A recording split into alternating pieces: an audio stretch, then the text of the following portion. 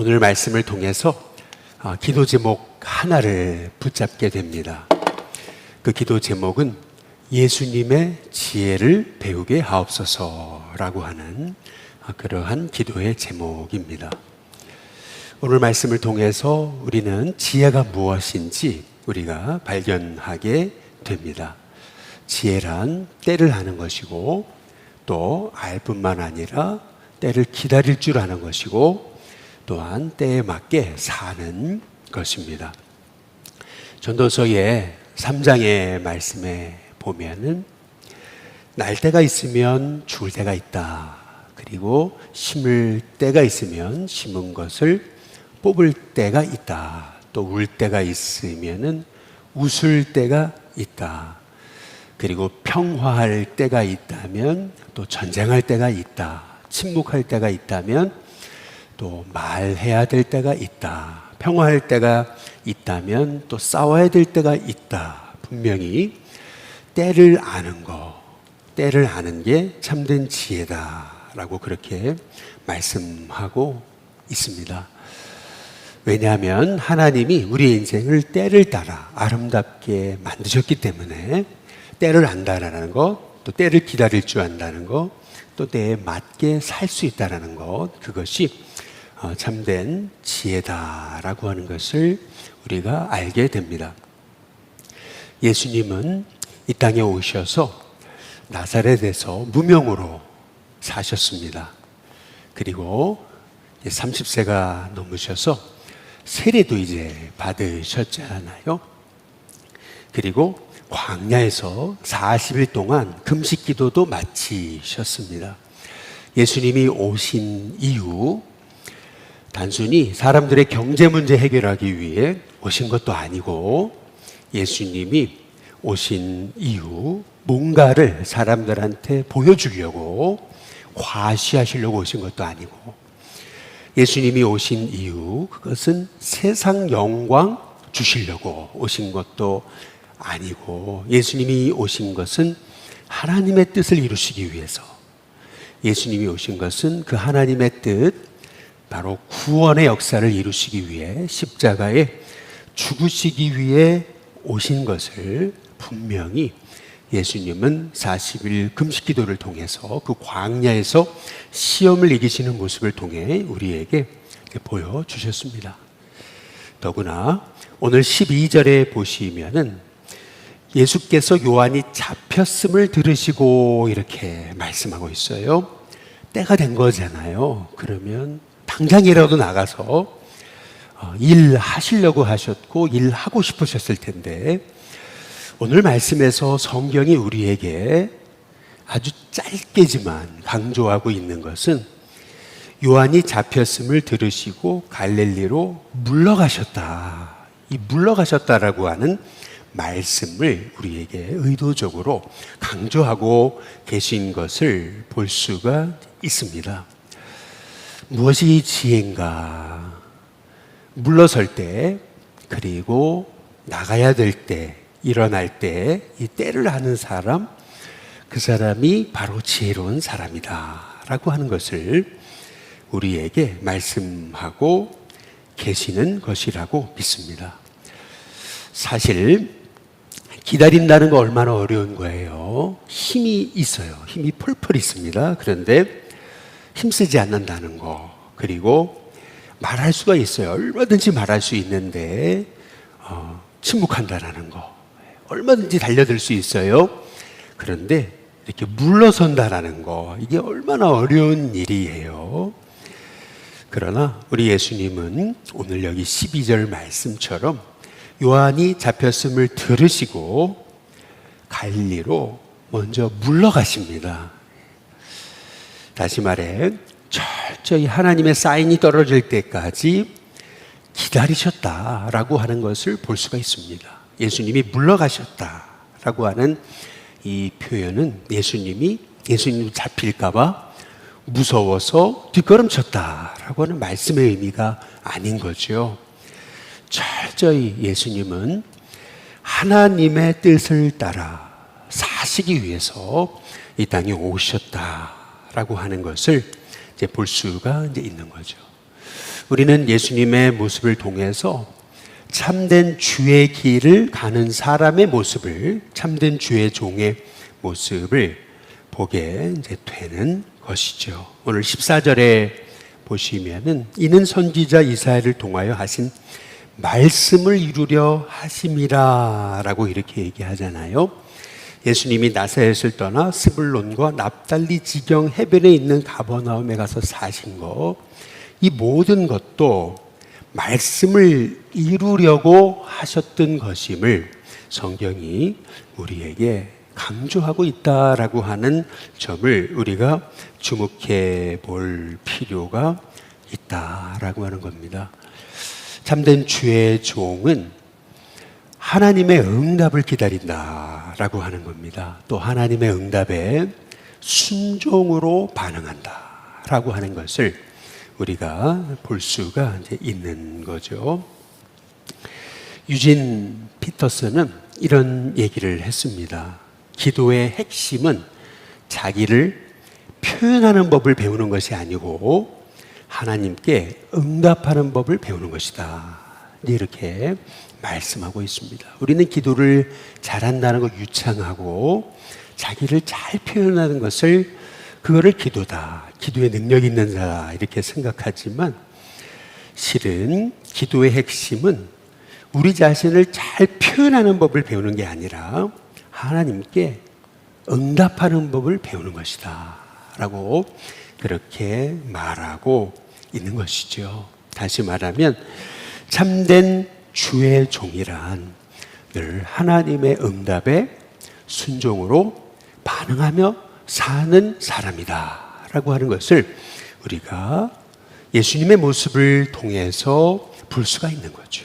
가라고 하실 때까지 예수님은 물러가서 기다리셨습니다.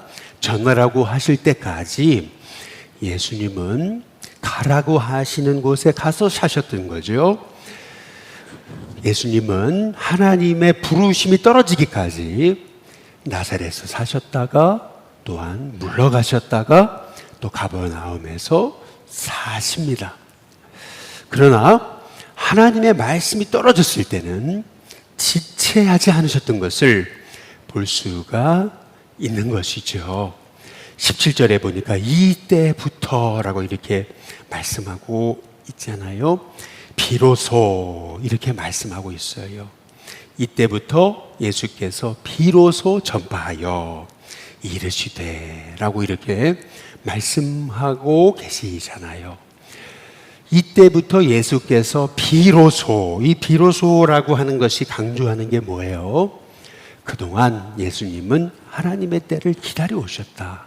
얼마든지 나가서 전할 힘도 있으셨어요. 또 가슴에 하나님의 음성도 있으셨습니다. 얼마든지 주의 그리스도로 오셨어요. 얼마든지 40일 금식 기도도 마쳤습니다. 세례도 받으셨어요.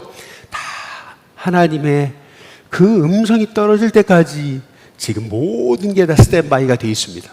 그럼에도 불구하고 하나님의 음성이 떨어질 때까지 기다리셨던 것, 그것이 바로 우리 예수님이 보여주신 하나님의 종의 모습이다 라고 하는 것을 볼 수가 있습니다.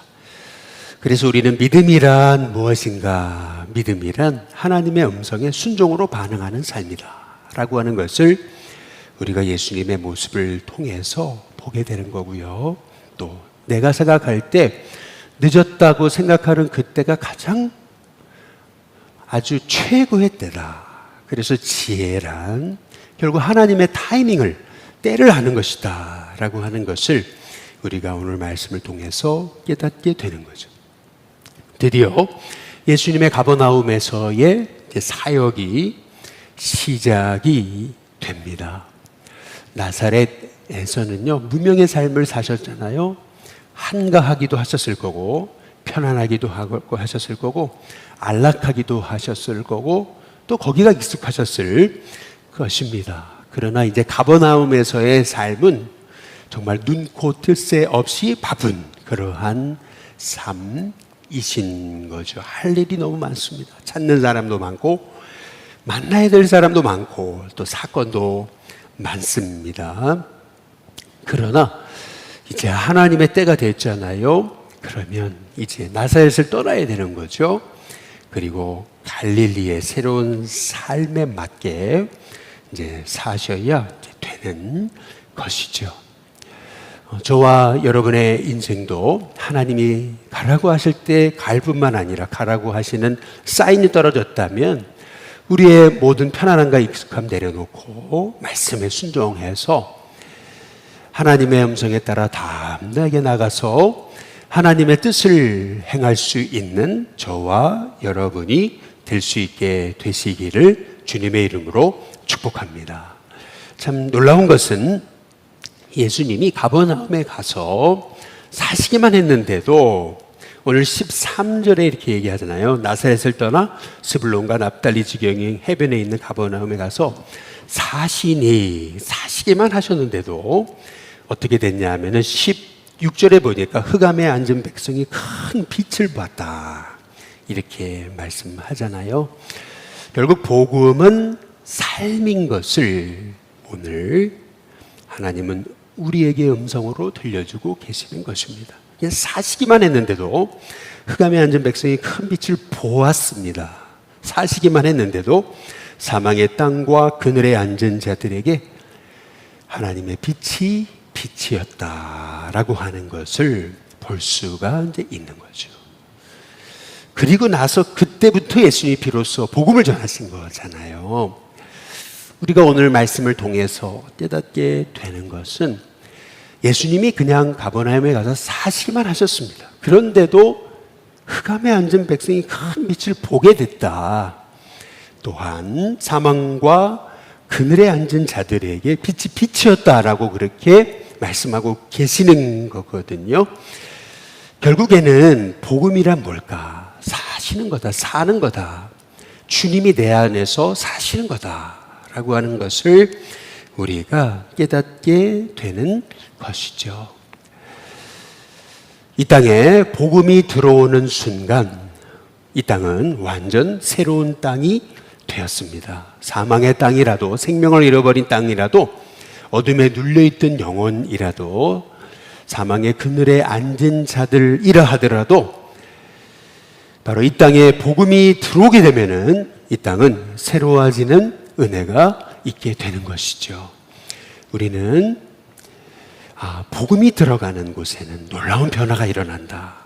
아무리 소망 없는 곳, 소망 없는 사람, 소망 없는 땅, 소망 없는 지역이라고 하더라도 복음이 들어가면 새로워진다 라고 하는 사실을 우리가 믿음의 눈을 떠서 바라볼 수 있는 저와 여러분이 되시길 주님의 이름으로 축복합니다. 참 놀라운 것은 오늘 말씀에서 그냥 주님이 가버나움에 그냥 가서 사시기만 했는데도 놀라운 세상이 빛을 봤다라고 하는 부분이라고 하는 것이죠. 그래서 말씀을 가지고 우리가 산다는 게 얼마나 중요한가, 하나님의 뜻을 쫓아 산다는 게 얼마나 중요한가, 그분의 뜻을 따라 우리가 말씀을 삶으로 살아낸다는 것이 얼마나 중요한가라고 하는 것을 볼 수가 있는 거죠. 가장 어둡고 소망 없던 이 땅에 복음이 들어오면서 가장 소망 있는 땅으로 바뀌어지는 역사가 일어나게 된 거잖아요. 마찬가지로 저와 여러분 안에 말씀이 있는 한 지금은 소망이 없어 보인다 해도 그 말씀은 능력이라서 저와 여러분의 삶을 새롭게 하시는 은혜를 덧입혀 주실 것을 믿으면서 믿음의 눈을 떠서 하나님의 계획을 바라볼 수 있는 저와 여러분이 되시길 주님의 이름으로 축복합니다. 오늘 여기 말씀에 보면은 예수님이 가장 처음에 전하셨던 말씀이 뭐예요?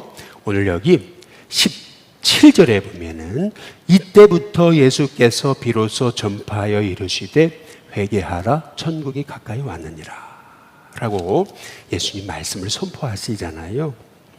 저는 오늘 말씀 예수님이 처음 공생일을 시작하시면서 전하셨던 말씀을 묵상하면서 와, 예수님의 지혜, 예수님의 지혜는 무엇일까라고 했을 때 그것은 하나님의 때를 알고 하나님의 때를 기다릴 줄 아셨고 또 하나님의 때가 됐을 때 그 때에 맞게 사셨던 거, 행동하셨던 거, 그것만이 아니고 오늘 말씀을 통해서 예수님의 지혜, 그 지혜를 배우게 해달라고 기도하게 되는 이유는 우리가 마태복음 3장의 2절에 보면은 세례 요한이 유대 광야에서 전파하여 말하되 그러면서 마태복음 3장 2절에 보니까 세례 요한이 전했던 복음의 메시지가 회개하라 천국이 가까이 왔느니라 였습니다.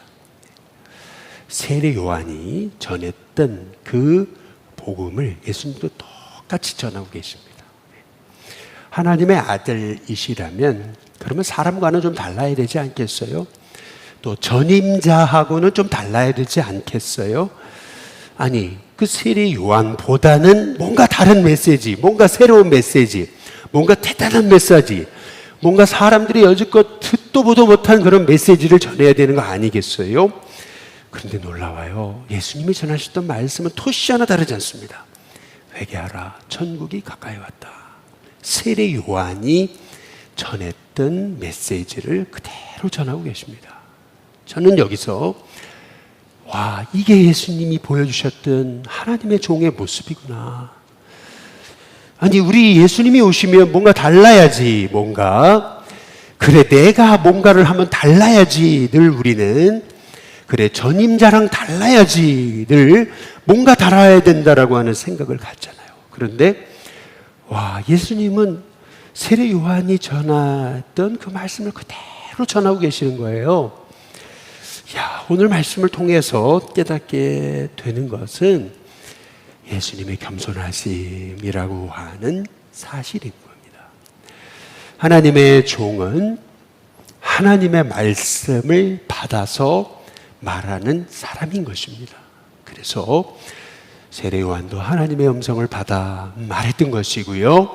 예수님도 하나님의 아들이셨기에 하나님의 음성을 전하셨던 것입니다. 그 하나님의 음성이란 뭐냐 하면은 회개하라 라고 하셨던 말씀인 것이죠. 나를 안다라는 거, 그것은 너무나 소중한 것입니다. 우리가 인생을 살아가면서 우리가 얻어야 될 가장 중요한 지혜 중에 하나는 나는 어떤 사람인가? 나는 누군가? 나를 향한 하나님의 음성은 무엇인가? 라고 하는 것을 아는 것입니다. 그런데 우리는 나를 안다, 인간을 안다, 사람을 안다라고 했을 때 사람의 위대함, 사람의 능력, 사람의 탁월성, 사람의 신적 능력, 여기에 우리는 자칫 잘못 초점을 맞췄다가는 우리가 하나님의 뜻과 얼마나 멀어질 수 있는가라고 하는 것을 칼빈은 말하고 있습니다. 나를 안다라고 했을 때 많은 사람들은 인간의 가능성, 인간의 탁월성, 인간의 신적 능력, 여기에 포커스를 맞춘다는 거예요. 그래서 하나님의 뜻과 멀어지더라. 근데 놀랍게도 칼빈이 이 얘기를 하고 나서 시대가 흐르면서 니체가 철인에 관한 얘기를 했잖아요. 그리고 나서 니체에 열광했던 한 사람이 있었던 거죠. 그 사람이 바로 히틀러였던 것입니다. 사람의 철인 정신 말이죠. 결국 얼마나 이 땅이 황폐해졌냐라고 하는 것입니다. 그래서 실은 우리가 오늘 말씀을 통해서 깨닫게 되는 것은 나를 안다라는 거, 하나님의 뜻을 안다라는 거, 그것은 회개에서 시작하는 것이다 라고 하는 것을 볼 수가 있는 겁니다. 하나님 앞에서 나를 보기 시작할 때 내가 어떤 사람인가, 하나님 앞에서 나를 보기 시작할 때 나라는 사람이 어떤 사람인지 참으로 보게 된다라고 하는 것입니다. 그래서 탕자가 아버지 품을 떠나서 타국에서 허랑방탕하게 생활하다 모든 재산 날리고 다 날려버리잖아요. 그리고 탕자가 돌아오잖아요. 탕자가 돌아올 때 스스로 돌이켜 이르되라고 그렇게 성경은 말하고 있어요. 그런데 이 스스로 돌이켜 이르되라고 하는 이 말씀이 한 영어 성경에는 이렇게 나와 있는 거예요. 그는 그 자신에게로 돌아왔다. 이렇게 말씀하고 있는 것이죠. 회개란 진정한 나에게로 돌아오는 것이다. 그래서 예수님은 그 흑암이 가득했고 사망의 땅 그늘에 앉은 자들에게 예수님이 하셨던 첫 번째 음성은 회개하라 라고 하시는 음성이었던 거죠. 그리고 예수님이 주셨던 말씀은 천국에 관한 말씀이셨던 것을 볼 수가 있습니다. 이거를 우리 개인적으로 적용을 해보게 된다면 진짜 하나님의 뜻을 알고 때를 알고 그리고 회개한 사람을 통해서 그가 있는 자리마다 천국이 이루어진다. 천국의 역사가 일어난다. 라고 하는 사실을 오늘 말씀을 통해서 깨닫게 되는 거죠. 비로소 하나님의 뜻을 안 사람, 그래서 회개하고 그 하나님의 뜻에 모든 삶의 방향을 맞추고 그 음성에 따라 순종하며 나가는 사람을 통해 바로 그곳에 하나님의 그 천국이 이루어진다라고 하는 사실을 오늘 우리가 말씀을 통해서 깨달으면서 오늘 우리가 말씀을 시작할 때 함께 기도 제목으로 붙잡기 원했던 거, 하나님 우리도 지혜를 알게 하시고 지혜를 배우게 하시고 지혜 있는 사람이 되게 해달라고 기도함을 통해서 저와 여러분을 통해 삶의 자리에 우리 주님이 원하셨던 그 복음의 빛이 여러분 가정과 삶, 일터, 만남 가운데 이루어지시기를 주님의 이름으로 축복합니다.